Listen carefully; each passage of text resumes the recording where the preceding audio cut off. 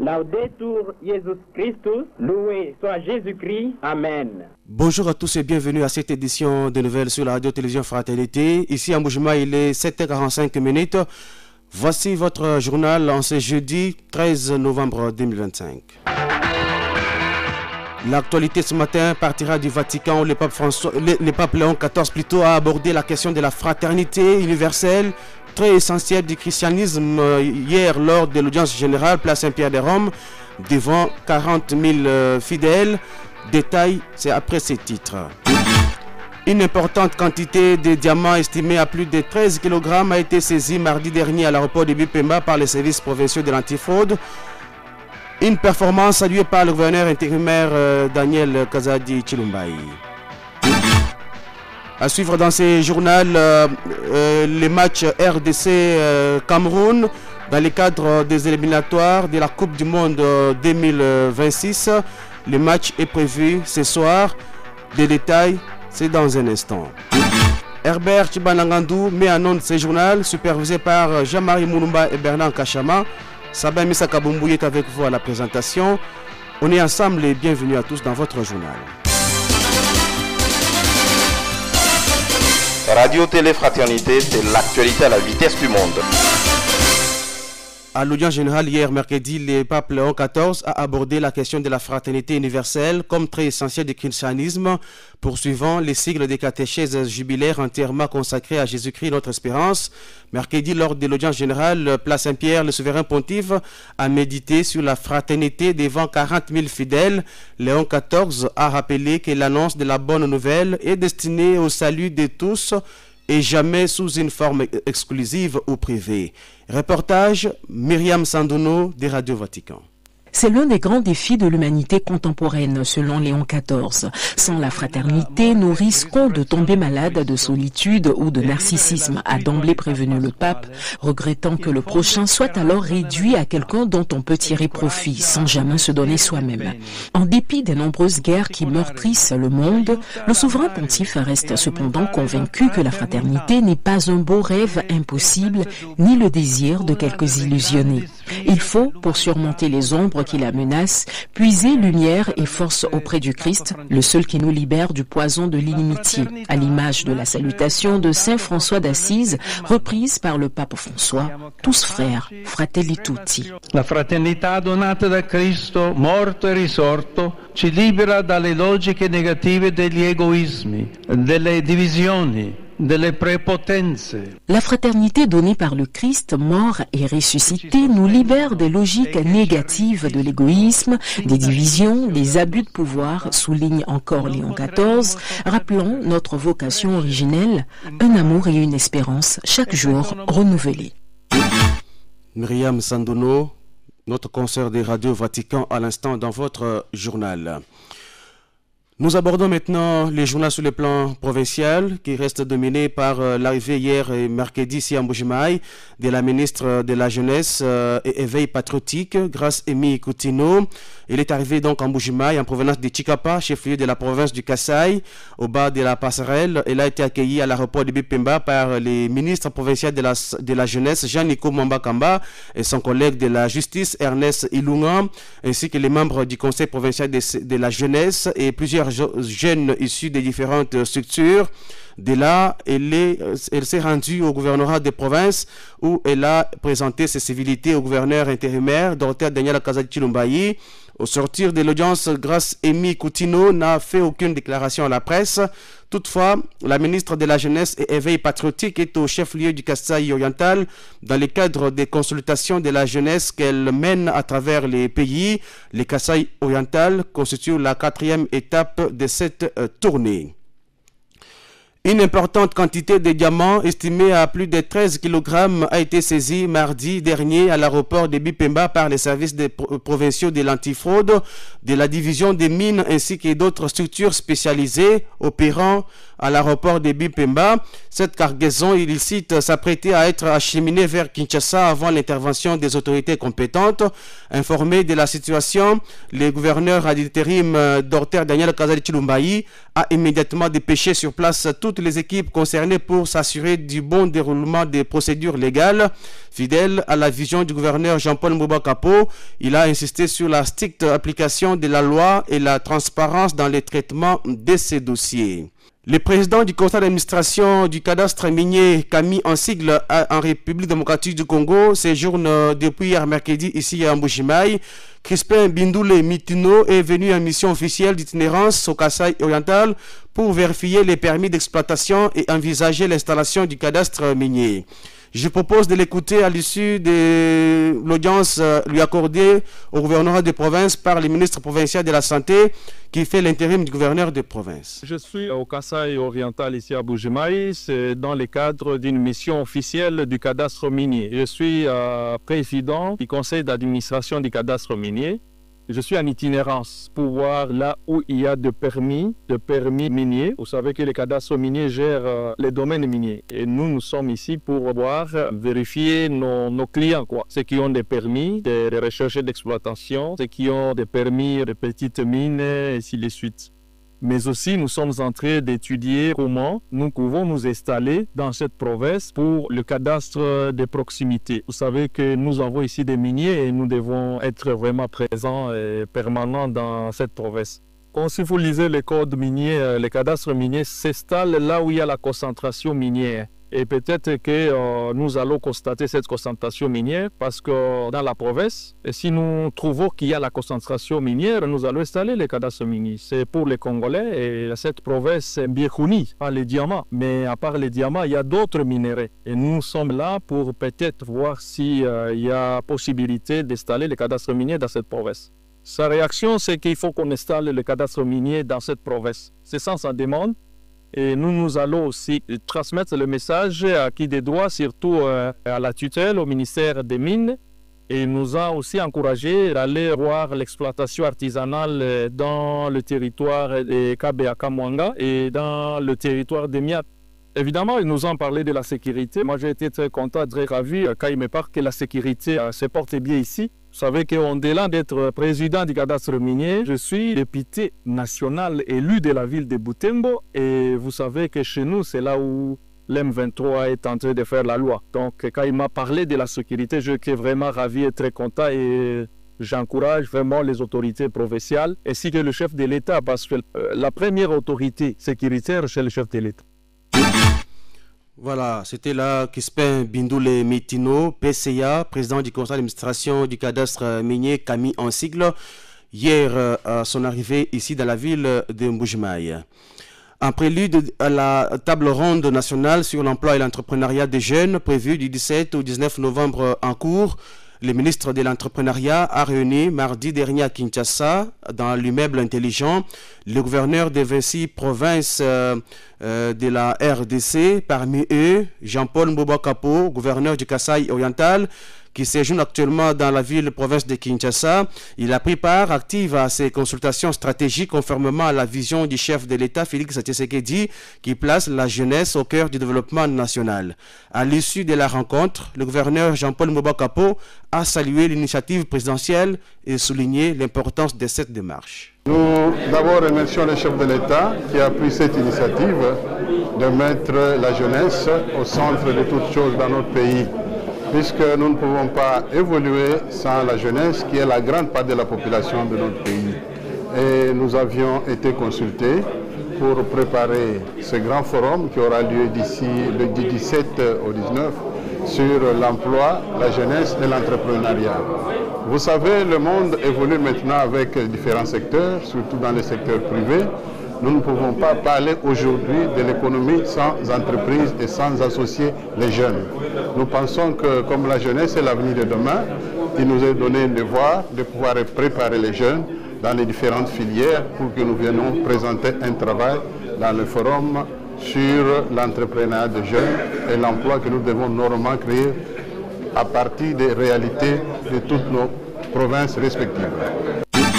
Jean-Paul Mbouba Kapo, gouverneur du Kasaï oriental, à l'instant dans votre journal. Tout à fait autre chose maintenant, grâce à l'appui de l'Agence belge de coopération internationale à travers son projet appui institutionnel, Les résultats du diagnostic agraire réalisé à Miabi, Lupatapata et Chilengue, 3 territoires de la province du Kasaï oriental, réalisés entre novembre 2023 et mars 2024 par IRAM et ses formades, ont été restitués mercredi à Mbujimaï au cours d'un atelier organisé au centre Prof Cham dans la commune de la Kanchi. On écoute à ce sujet le professeur Victor Mobula. Il est directeur du système d'analyse stratégique et d'appui à la gestion des connaissances au ministère national de l'Agriculture et Sécurité alimentaire. Il parle de l'importance du diagnostic agraire. Un diagnostic agraire est un état des lieux de la situation de départ dans la province du Kasaï oriental et on voudrait à partir de là monter des stratégies pour arriver d'un point A vers un point B et B étant meilleur que A. Nous allons faire une typologie des exploitations agricoles. On sait dire voilà, il y a autant d'exploitations agricoles qui ont une superficie d'autant d'hectares, il y a autant d'exploitations agricoles qui ont une superficie élevée et ainsi de suite. De sorte que à chaque type d'exploitation agricole correspondra à une sorte de conseil en exploitation agricole.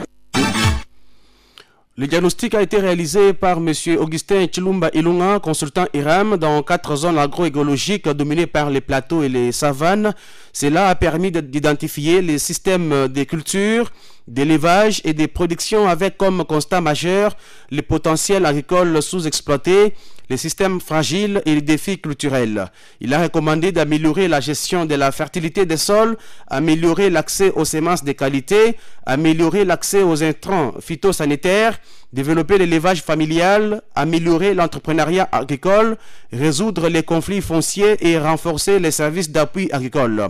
Comme enjeu d'avenir, les consultants ont évoqué la mise en place des systèmes de pratiques durables, l'entrepreneuriat agricole, la diversification des financements, l'intégration de nouvelles pratiques technologiques et l'adaptation au changement climatique. Outre les diagnostics agraires, un autre état des lieux a été fait pour le système d'accueil d'appui conseil agricole par M. Aimé Makombo. Il est consultant CEFORMAD. Pour l'inspecteur provincial de l'agriculture et sécurité alimentaire, Isidore Chipanza Mukendi, ces études ces études sont importantes dans le contexte de la province du Kasaï oriental. On doit connaître réellement pour la province du Kasaï oriental qu'est-ce qui existe, qu'est-ce qui n'existe pas, comment on procède pour produire et comment on peut augmenter la production. C'est ainsi qu'une étude diagnostique avait été menée à Chilengue, à Lupatapata et à Miabi comme échantillon de la province pour que nous puissions arriver à savoir est-ce que l'appui conseil, c'est-à-dire les différents besoins sur le plan technique, sur le plan scientifique, sur le plan opérationnel, sur le plan administratif, est-ce que ça répond aux normes qui vont faire en sorte que notre agriculture souhaitée devienne une agriculture durable. Si les moniteurs arrivaient à toucher tous les producteurs de notre province, c'est ça l'appui conseil. Ce sont eux qui doivent produire les appuis conseils, ce sont eux qui doivent donner les itinéraires techniques. Donc on doit appuyer ce levier-là pour que les moniteurs aient les moyens de déplacement, qu'ils aient les outils, qu'ils soient recyclés à tout moment. Voilà, cet atelier d'un jour a été ouvert officiellement par le ministre provincial de la Santé et Prévoyance sociale, Dr Daniel Kasaï Chilumbayi, qui fait l'intérim du gouverneur de province. Il a salué cette initiative qui va permettre à la province du Kasaï oriental d'appliquer la vision du chef de l'État, celle de la revanche du sol sur les sous-sols. Les impacts des chocs climatiques récents nous ont rappelé à quel point il est impératif de renforcer la résilience de notre secteur agricole et d'améliorer la sécurité alimentaire de nos populations. Cette étude a été menée pour nous fournir des données fiables afin de mieux planifier et mettre en œuvre la stratégie provinciale du développement agricole, tout en se référant aux orientations de la politique nationale de l'agriculture durable telle qu'édictée par le niveau national. L'objectif de la rencontre de ce jour est premièrement de rappeler la vision de son Excellence Félix Antoine Tshisekedi Tshilombo, président de la République, chef de l'État, vision qui consiste à la revanche du sol sur les sous-sols. Pour Jacques Trozer Ouagou, chargé des programmes à Enabel, cet atelier rentre dans le cadre de l'appui de l'Agence belge de coopération internationale au ministère de l'Agriculture.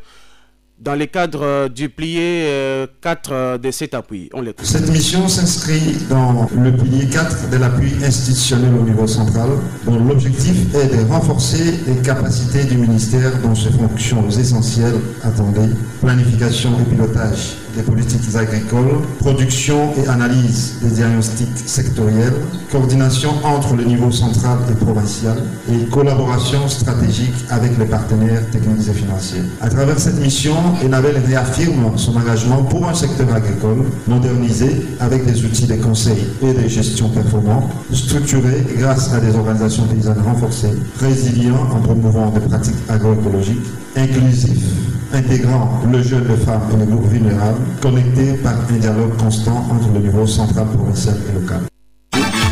Voilà tout ce qu'on pouvait dire par rapport à cet atelier des restitutions des résultats du diagnostic agraire au Kasaï oriental. 8h pile ici à Mbujimaï. Vous êtes toujours à l'écoute de la radio-télévision Fraternité Buenamutu dans sa première édition des nouvelles. Tout de suite, c'est le journal sur le plan national. RTF. L'actualité, c'est nous. Les vice-premiers ministres, ministre de l'Intérieur, de la Sécurité et des Affaires coutumières, Jacquemin Chabani Louko, et la ministre d'État Thérèse Kaikwamba Wagner ont tenu une séance de travail avec une délégation française conduite par Frédéric Jung, directeur des Nations Unies au ministère français de l'Europe et des Affaires étrangères, accompagné de Rémi Maréchaux, ambassadeur de France en RDC. Les échanges ont porté sur les prochains renouvellements du mandat de la MONUSCO en RDC, ainsi que sur les attentes du gouvernement congolais concernant ces mandats, rapporte les comptes X du ministère des Affaires étrangères. Alors que la situation sécuritaire dans l'Est du Congo démocratique s'est détériorée, conduisant à de nouveaux défis pour la protection des civils et l'accès humanitaire, les renouvellements à venir du mandat de la MONUSCO requièrent la plus grande attention, a déclaré Frédéric Jung, saluant un échange constructif. Les précédents mandats de la MONUSCO avaient été renouvelés pour une année jusqu'au 20 décembre 2025 par le Conseil de sécurité des Nations Unies. À l'ouverture de son procès à Paris, Roger Lumbala conteste la compétence de la justice française. C'est un procès inédit qui a débuté mercredi 12 novembre à Paris. Roger Lumbala, ancien ministre, sénateur et ex-chef rebelle en RDC, comparé devant la cour d'assises, il est poursuivi pour complicité des crimes contre l'humanité et participation à une association criminelle pour des faits commis entre 1998 et 2003. Il s'agit du premier procès en France pour des crimes commis au Congo, au Kinshasa. Tout de suite, c'est la page des sports. Fraternité Sport, le journal des sports. Les léopards de la République démocratique du Congo affrontent leurs homologues Lions indomptables du Cameroun ce jeudi 13 novembre 2025 au stade El Barid de Rabat, capitale du Maroc. Cette rencontre marque le début des barrages qui ont pour finalité l'attribution de 2 places au Mondial 2026. En cas de succès face aux Camerounais, les Congolais seront opposés soit aux Nigérians ou aux Gabonais qui se croisent dans l'autre match prévu 3 heures plus tôt à 18h. Et les vainqueurs au terme de la rencontre à venir poursuivra les chemins comme les autres barragistes issus des confédérations asiatiques, océaniennes, d'Amérique du Nord, du Centre et des Caraïbes, ainsi que de l'Amérique latine. Pour ces chocs contre les Cameroun, les Congolais amoureux du ballon rond ne souhaitent qu'un résultat, la victoire des Léopards. Pour Dr Lebo Michel Chimanga, les chances des Léopards sont intactes, mais il faut, pour éviter les tristes scénarios contre les Sénégalais, rester vigilant et concentré pendant toutes les 90 minutes. N'est-ce pas, Ali Kazadi? Joris Kayembe, le 1-2 avec Wissa fonctionne. La petite balle au-dessus, c'est bien fait! Oui, et voilà enfin la conclusion pour la République démocratique du Congo qui souffrait depuis Barrage RDC Cameroun, c'est l'un des rendez-vous les plus importants de l'année pour les léopards de la République démocratique du Congo. Les Congolais, effrayants du football, n'attendent que la victoire contre les Lions indomptables. Jeudi soir, Dr Lebon Michel Chimanga considère que les chances des fauves Congolais sont intactes. En tant que Congolais amoureux du foot, nous considérons que nos chances sont encore intactes pour la qualification des léopards.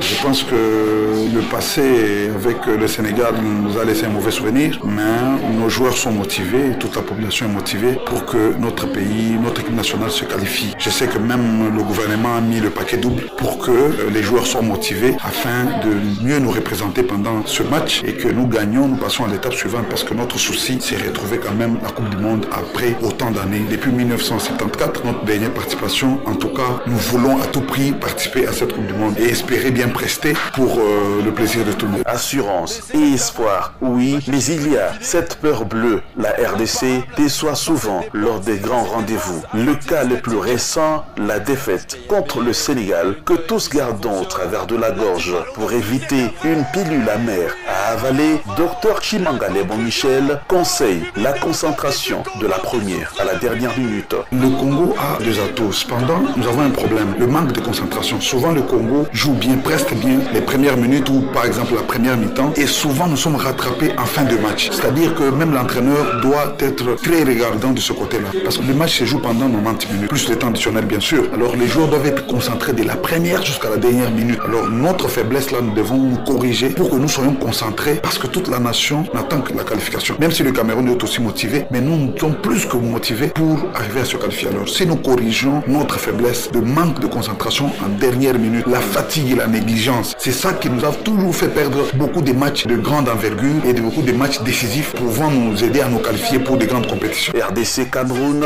c'est ce jeudi à 21h de Mbujimayi. Après son entrée sur le terrain, grâce à ce but de Mayele sur corner, regardez, il est à l'arrêt, mais il n'est pas attaqué, une tête décroisée, déposée justement. Rendez-vous à ce soir à 21h pour cette rencontre très attendue entre la République démocratique du Congo et les Cameroun qui va donc déterminer si les léopards vont continuer ou ils vont s'arrêter par là. Et une autre rencontre prévue à 18h dans le cadre de ces mêmes éliminatoires, zone Afrique. Le Nigeria va jouer contre les Gabon. Et dans la zone Europe, parmi les rencontres prévues, il y a Angleterre, Serbie, Norvège, Estonie, Moldavie, Italie. Les Français de la France vont donc jouer contre l'Ukraine. L'Islande va en découdre avec l'Azerbaïdjan. Le Portugal sera reçu par l'Irlande et l'Arménie va jouer contre l'Hongrie. Ce journal est terminé. Merci de l'avoir suivi. Au nom de toute l'équipe rédactionnelle, au nom d'Herbert Chibanangandou qui était à la technique, Jean-Marie Moulumba, assisté de Bernard Kachamar à la régie d'antenne, Sabin Misakaboumbouyi, c'est mon nom. Merci de nous avoir suivis ce matin. Et pour vous qui nous avez pris en cours de diffusion, voici pour vous les rappels des titres. La fraternité universelle, très essentielle du christianisme, était au cœur de la catéchèse du pape Léon XIV hier lors de l'audience générale Place Saint-Pierre de Rome au Vatican, devant 40 000 fidèles. Une importante quantité de diamants estimée à plus de 13 kg a été saisie mardi dernier à l'aéroport de Bipemba par les services provinciaux de l'antifraude. La situation a été donc portée à la connaissance du gouverneur intérimaire, Dr Daniel Kazachilumbayi, qui a insisté sur la stricte application de la loi et la transparence dans le traitement de ces dossiers. En sport, RDC Cameroun, c'est la rencontre du jour, très attendue ce soir à partir de 21h. C'est dans le cadre des barrages pour les éliminatoires de la Coupe du Monde 2026. Restez toujours branchés sur Benoît Montou pour la suite de notre programme. C'est avec le même plaisir que je vais vous retrouver très prochainement sur les ondes. Bonne journée à tous.